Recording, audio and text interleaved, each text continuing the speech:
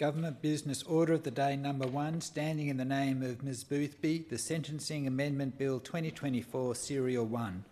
Resumption of debate on the question. The bill be now read a second time. I call the next member to speak in the debate. Member for Gwaja. Thank you, Madam Speaker. Madam Speaker, no Territorian should have their health or safety threatened at work, but it is becoming increasingly frequent occurrence. This is an issue for the Northern Territory. Jurisdictions throughout Australia are seeing a concerning rise in workplace incidents of aggression and violence. According to a new work report released by Safe Work Australia last month, it is becoming increasingly common for workers to be confronted with angry and hostile behaviour, shouting, swearing, intimidation and insults. That's at the lower end of aggressive behaviour towards Australian workers. That's what they're being forced to put up with. At the more extreme end, Madam Speaker, there has been a 56% increase in the number of serious workers' compensation claims for assault and exposure to workplace violence across Australia. Madam Speaker, Territory Labor is the party for workers. We strongly believe that a safe and healthy workplace is a fundamental right of every worker, whether that workplace is an office, a hospital, a clinic, a classroom, a restaurant, a vehicle, or any other place where Territorians do important jobs in our community. Given the alarming rise in aggressive acts towards our workers, we agree with those opposite that we need to send a strong message that abusing or assaulting a Territorian in their workplace should not and will never be tolerated. That's why, Madam Speaker, when we were in government, we introduced strong penalties. The new CLP government likes to pretend that they invented the criminal code, that they were the first ones to think of introducing tough laws to protect workers. That is complete nonsense, Madam Speaker. There are a range of strong penalties already in place to punish those that do abuse and assault Territory workers. The Territory Labor government strengthened many of these penalties because we are the party that will always stand up for the worker. In September 2022, Madam Speaker, the former Territory Labor government passed new laws making spitting an aggressive factor for all assaults. Penalties for spitting on police or emergency workers were raised to a maximum of 10 years in prison. I'll say that again, Madam Speaker. Offenders who spit on police or emergency workers can already go to jail for up to 10 years. Labor did this in recognition of what was truly an abhorrent act, is to spit on a police officer or an emergency worker. The CLP's amendments oppose a minimum mandatory sentence for this behaviour for 3 months. It is tinkering around the edges. We know that mandatory sentencing doesn't work, Madam Speaker. We know that mandatory sentencing doesn't work as a deterrent. But we also know that those opposite are more interested in chasing headlines than making meaningful change. Madam Speaker, those opposite also need to be called out for the way that they have misled the community on their proposed new laws. In a press release yesterday, Madam Speaker, the Minister for Logistics and Infrastructure said that spitting on frontline workers would trigger a 3-month mandatory sentencing. This is completely and utterly misleading. This amendment only applies to police and emergency workers. It does not apply to our hard-working bus drivers and taxi drivers, teachers, corrections officers, our hard-working retail and hospitality workers. It is incredibly disappointing that the CLP have tried to trick the community, and particularly Territory workers, about this. It again calls into question their promise to Territorians about being transparent and accountable. They won't come clean on how they intend to pay for their $280 million worth of unbudgeted, unfunded promises, or how they'll pay for their glossy new corrections plan. And now this smoke and mirrors trick happens again. Madam Speaker, the Territory's penalties for assaulting police and emergency workers and assaulting workers are already amongst the strongest in the country.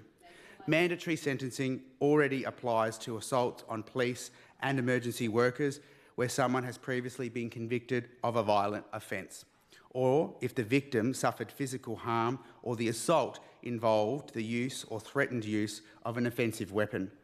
The penalties for assault on police starts at 5 years imprisonment and increases to 16 years imprisonment if the police officer is subject to harm. More often than not, courts are sending first-time offenders to prison, even without mandatory sentencing applying to them, Madam Speaker.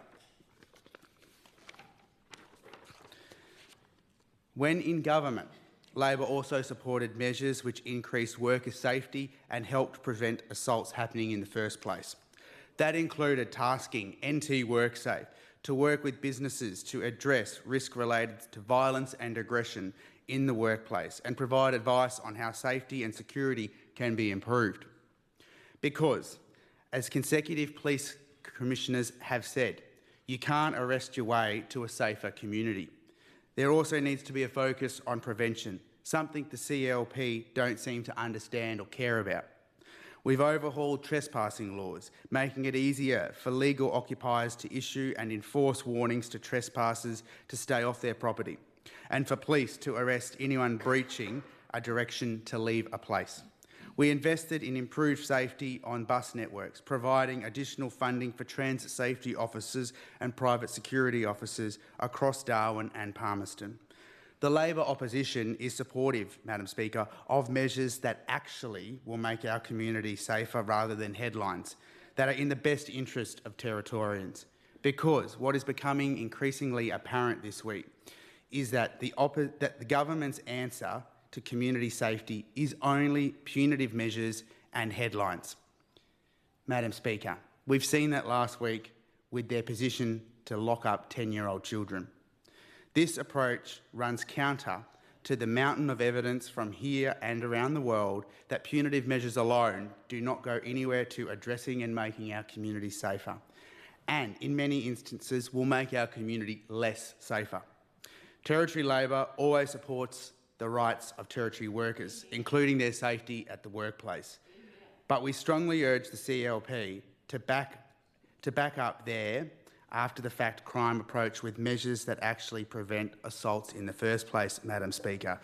And I want to make it really clear, Madam Speaker, that the Minister for Planning and Logistics, who did come out, has totally misled Territorians around what this legislation is that we are talking about today. This does not cover the hard-working people who work in our retail outlets, the people behind the counter in hire car places, in airports, security guards at pubs and clubs who deal with work like that. So they come in here and say that they're protecting Territory workers, but they're picking and choosing which Territory workers. That is absolutely disgraceful. This is about it. We're not misleading anyone. Your press release said that you are protecting all Territory workers when the legislation stated here today is only police and emergency workers. It does not cover retail. It does not cover the hospitality. So they can come in here and talk the talk, but they can't walk the walk. We're making it clear mandatory sentencing doesn't work. Mandatory sentencing does not deter people away from the criminal justice system. You only have to look at the criminal justice system. We support our judiciary having the discretion at the time of sentencing to make the most appropriate sentence to send someone to a program, to send them to prison if that is what the judiciary consider at the time to do. That is the role of the judiciary. The government shouldn't be playing Big Brother. They should be letting the judiciary do their job and exercise their discretion. Don't mislead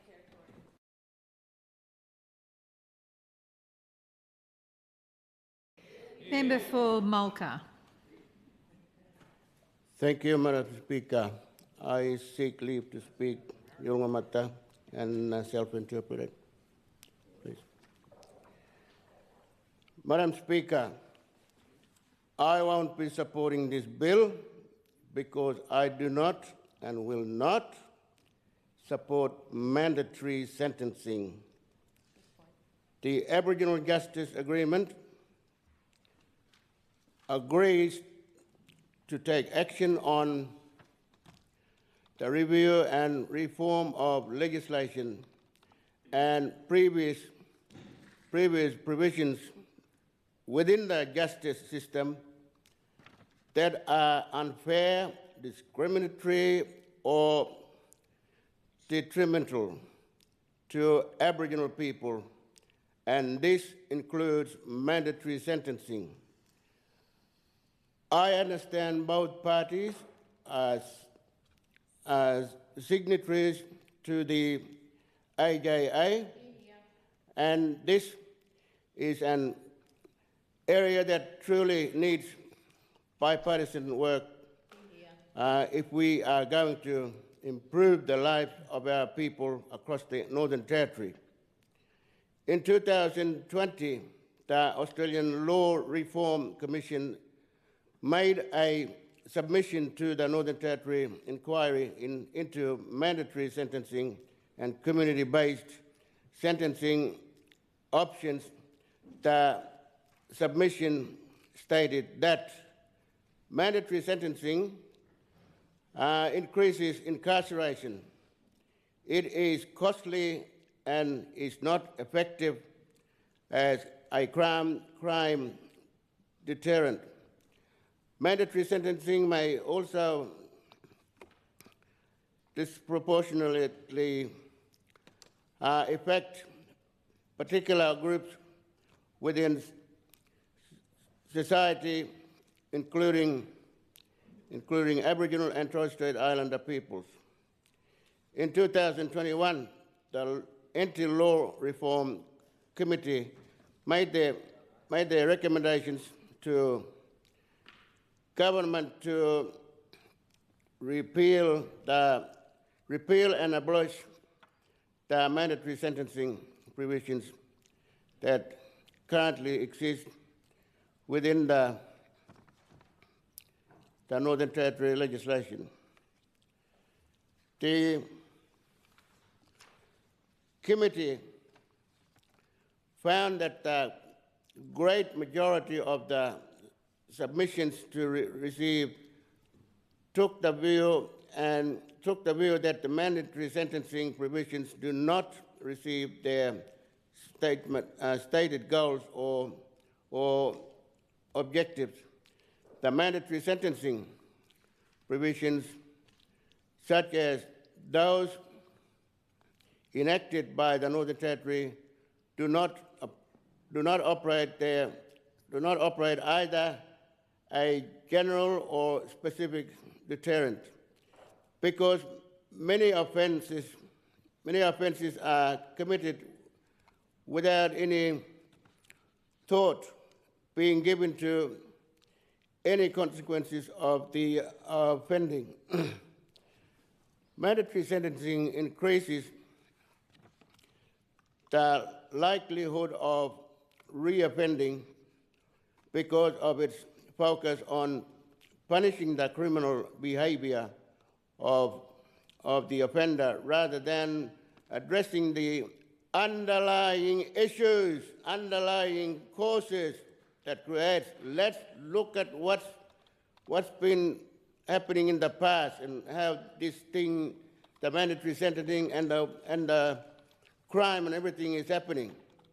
There's something wrong. Something stirred up someone. Someone stirred up something of the person's offending.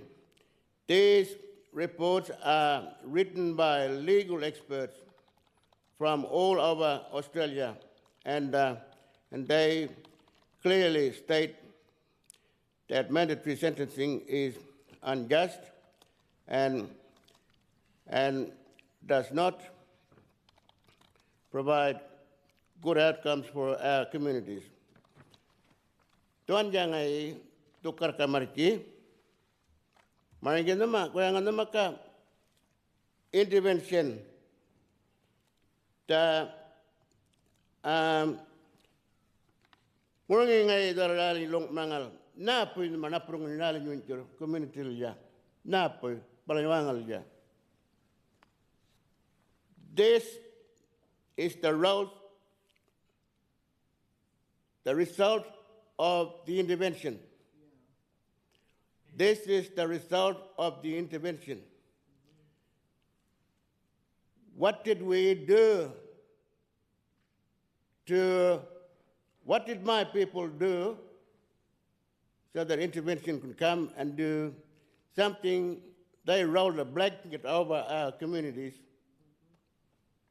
and said, you will throw away your mechanical and the certificates and all the decisions that you made. And this is what they did. Tual Namato come up and lined up. Moms and dads, leaders come, sit down, and I was there. I was one of them. I got lined up to say, and I said, I am a senior lecturer at Yolngu Studies in the CDU. And they said, no, you won't be needing that. Just sign this. There's the garbage bag. And there's the hand clips, hand clubs. Go and pick up rubbish on the ground. Go and pick up rubbish on the ground. Mums, women, you sign up, go make a group over there at the donga over there. Get some brushes and start painting rocks or footpaths. This is what they did, footpaths. And we will look after your children. We will look after your children. 17 years after, what's happened? 17 years after, what's going on? Because we have been disempowered. Spitting is not part of our culture. And all the crime that we're seeing is not part of our culture. So already, way back when the federal government and the Northern Territory government always have said, you will start. I can't remember when indigenous people were allowed to go and be part and vote in the elections. So we voted, started coming in and voting. But what was left out? Our law of the land. It doesn't include in the Constitution, of white man's Constitution. It doesn't. It doesn't. Doesn't include. And this is the mess that we are seeing. And when I listen to people talking about, I feel like I like to say I'm sorry in these areas here, that this is what our children, our young people over the last 17 years have grown up to do this kind of mess. But it's not our fault. It's not our fault. Maybe in the government here, you can say it's not systemic racism. That's good. But the outside communities, from Darwin now, used to be from Catherine down to Alice Springs, I used to see that. And it's creeping up, and I know it's here now. There's people, our families and indigenous people I would like to talk to.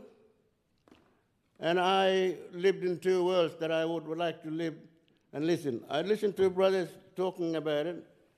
I am with you, but we are sorry. Something has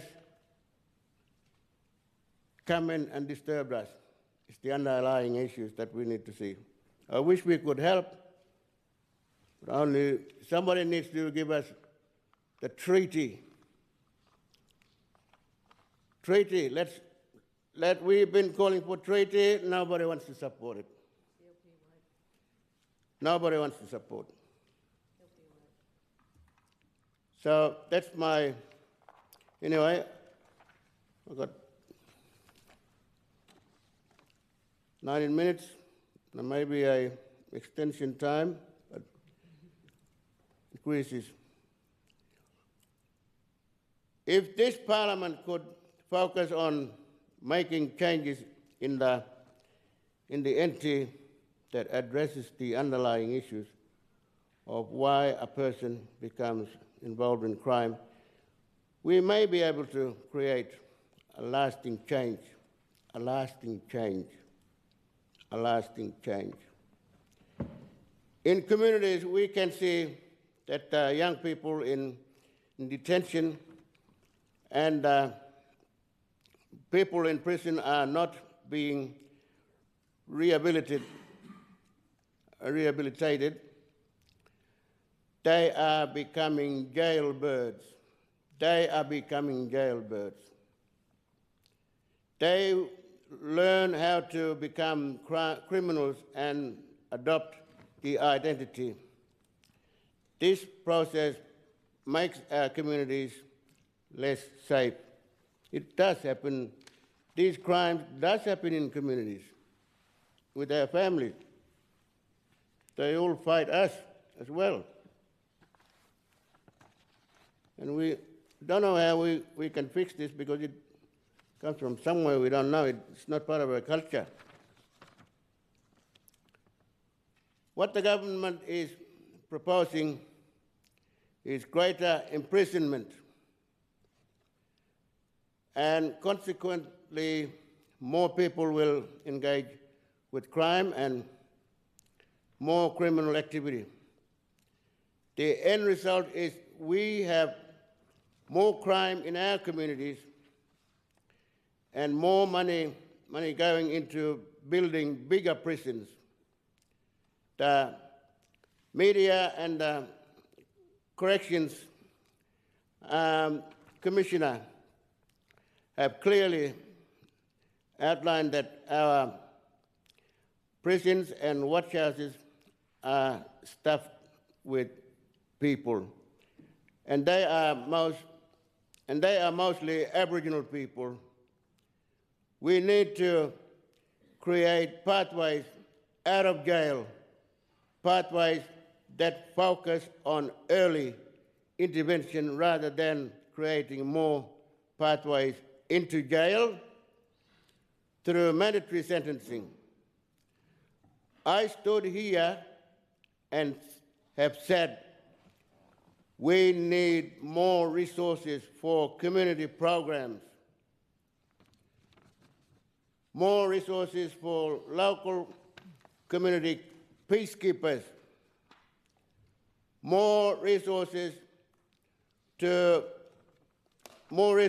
and decision-making processes for our community to take control, like after what's been taken away from us by the intervention. For example, we need vehicles so we can do night patrol from midnight when the Shire night patrol knocks off. We need support for rapery camps, discipline camp, education to teach people to respect, to teach our young people to respect and honor rather than to stay with that pain in them about next one comes to me, I will spit at them. We can do this, stop this at rapery camps.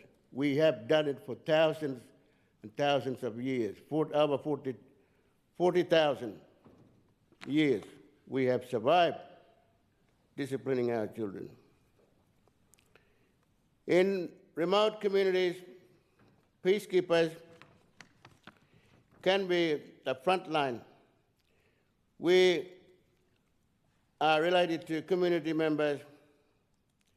They are kin if they break laws in our job. It is our job to take them down or talk them down. If we are assaulted in the process with, we will solve the issues in that now. Let me go back to this peacekeeper standing up. I know we can do it. I know we can do it. We will stand in front line with police, with the law. I know, because I've done it. I've done it. I've seen if crime commits in Milingimbi, Ramangaring, or Yirikala, there was a big fight, a clan against clan. Talawanko, they said, every time they see a police car pull up and they get out in uniform, the offenders will try and hide and run away because they don't know what's going to happen to them. But we know where they are when they run and hide. That's why a few times I have stepped in and said to police, let me find him. Let me bring him in. And if you talk to some of the police that are out there in communities, especially in Arnhem Land, in Mulka electorate, they will tell you that I've always intervened to try and help. So I would go and find this person. I was just worried. Now, and I would say, no, it's okay. You need to go back there and make sure you walk, that you'll be okay. They won't lock you up or do this, that, and the other. They just want to give you a kind of a fine or this, that, and the other. And you promised me, because I'm one of your leaders, elders, and they would say, yo, I feel better. I feel better. They feel better if there is a leader, a local Yolngu indigenous person there to stand with them and say, it's going to be okay. It's going to be okay. When they see uniform dressed securities, that comes fear to them. And I am going, twice I said to some people, and one time I rang from Ramangaring to Milingimbi, someone, and I told them, and I spoke to them, and said, now I'm going away, but make sure you have your breakfast, do this, that, and the other, and go up to the police station, and they are waiting. I've told them they will be waiting for you. So I fly away, and I ring back home and said, yeah, I've already been there. I'm gone on my way. They woke up. And they find it's not too hard. It's just a nervousness in those people. That's why we need leaders and elders to be peacekeepers working with the law, That's why we need. And there are quite a few things. Sometimes a couple of times I helped save the government, the police, to use, I don't know how many thousands of funds or money to just go and find somebody in the backyard or in the bush by bringing the task force and all the forces from all directions. And he said, no, we know where he is. Let me go and find him and bring him in. And we did, and I did. One time, there was a fight on an outstation or in the town camp, and they ran away to outstation. They looked around, searched him around, police ran around, they couldn't find him. And then they were talking about bringing in forces to run them over through task force. And I said, no, I know where he is. I heard where he is. Let me call him. And I called him up, called my countrymen, and I said, it's going to be okay. You might be going to prison, or you might be going to court for because you ran away, and this, that, and the other, but otherwise it should be, you have to do it. And he said, yo, okay then. And okay, I'll drive in. So he jumped in the car and he drove in. I went and spoke to the police, and they said, okay, can we go and find him? We'll go and meet him on the road. And and he said, no, I'll drive myself in. So they said, no, you wait here, he's going to come in. And that's actually happened.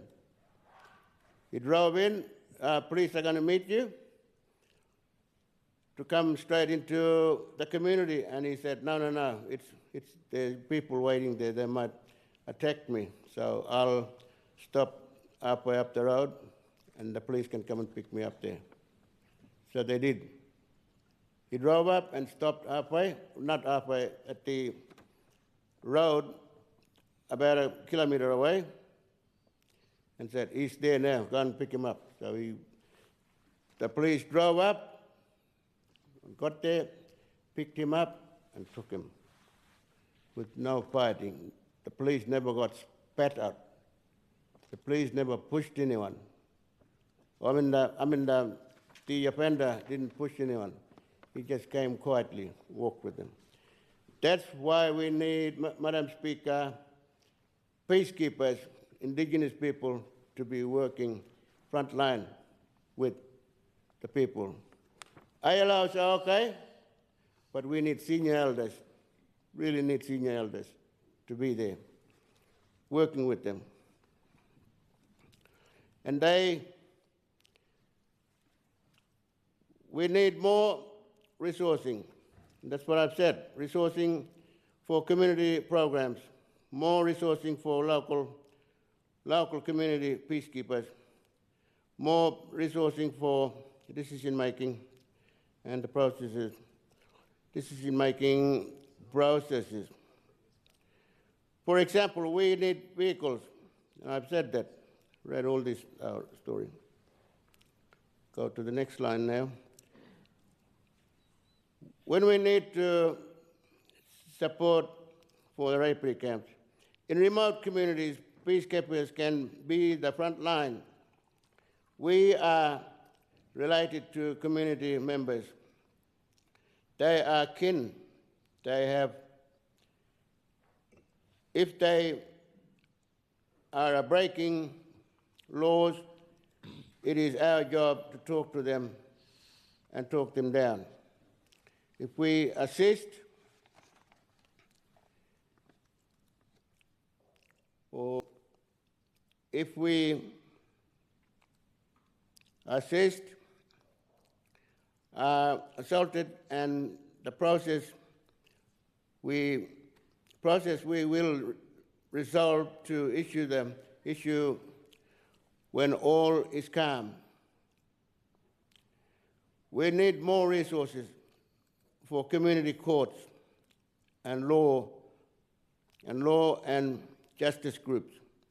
But it's not just about resources. It is about power to make the right decisions. I know our communities will not see better outcomes until our clan leaders and leaders are recognized as equals by the governments. We need the government to match the funds for policing and detention facilities and place them with local leaders and elders so we can work with police. You will see improvements for remote police and our communities. And I know this will work. Like I said, I have worked with police to do this over the past 8 years. And I have a record. My grandfather was a peacekeeper in the way back, working with disputes. While the government continues to step on and squash our Yolngu authorities, we are stuck in the circle of colonial oppression.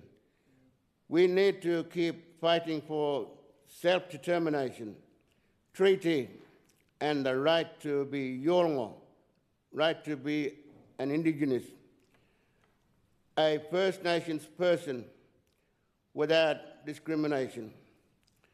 The main reason these 5 CLP bills can be presented today is because Labor did not properly resource community-led solutions, and other governments, there was CLP and the Labor working together for the last 17 years, we haven't seen any resourcing.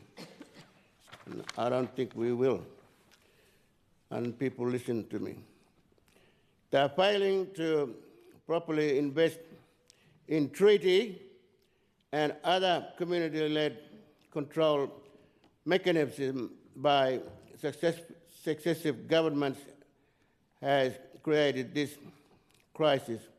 And now the CLP members of government are shouting about how bad the problem is, but we've been shouting about it for decades.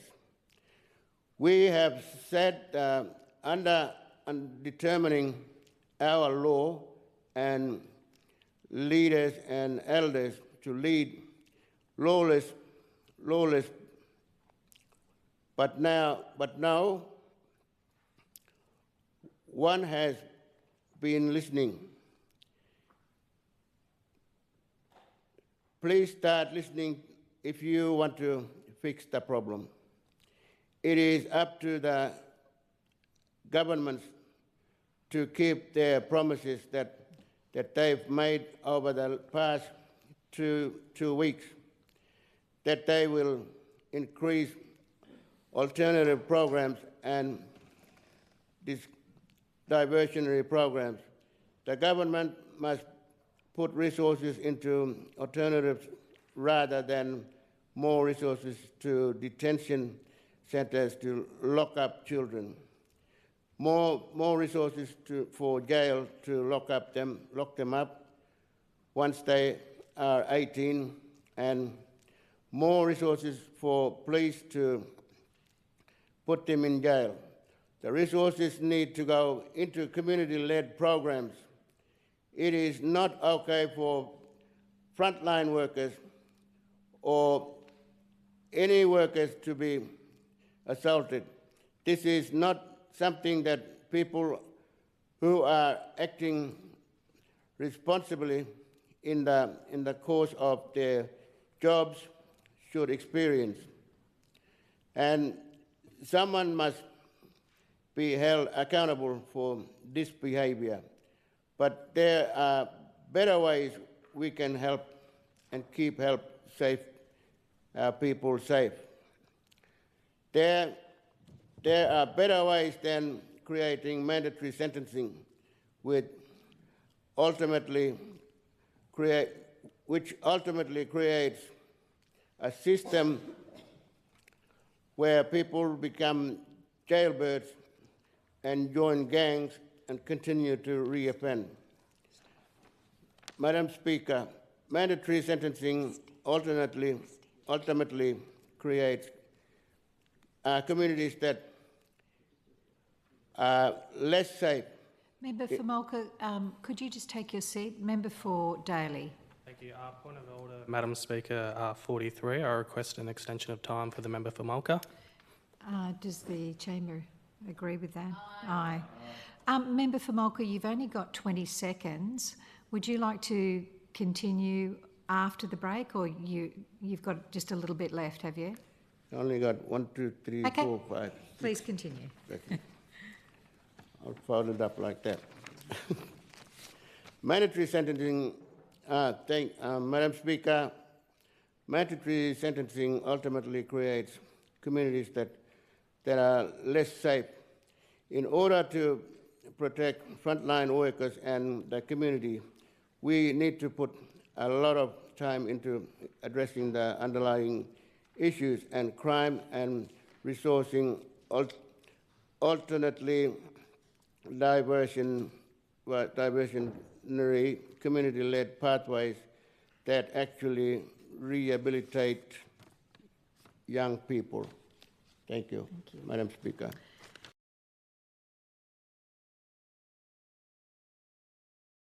speakers. Member for Nightcliff. Thank you, Madam Speaker. Sorry. This bill has given me pause because I am deeply concerned with the safety of workers like nurses, teachers, bus drivers and ambulance drivers. It is unacceptable for regular people to face violence in their everyday work. It is deeply upsetting to hear people working in care settings, like healthcare workers, facing violence while trying to help others. The occupational safety of workers is of utmost importance, and we must prioritise frontline workers who bear the brunt of society's most devastating failings: poverty, homelessness and domestic violence epidemic, and a mental health crisis. Keeping these workers safe is absolutely crucial. However, it becomes increasingly difficult to do this for nurses, doctors and ambulance drivers and other healthcare workers if the hospitals they work in are chronically underfunded. It becomes increasingly difficult to do this for corrections officers if the prisons that they work in are overcrowded and understaffed. And we know this overcrowding is only going to get worse with the legislation the CLP has introduced.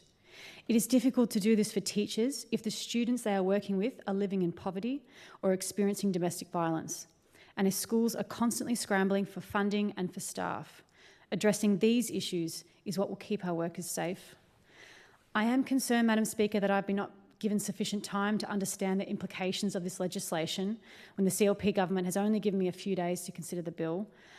I am concerned that mandatory sentencing may have unintended consequences and serious human rights implications. I again ask the CLP to respect due process when introducing laws like this.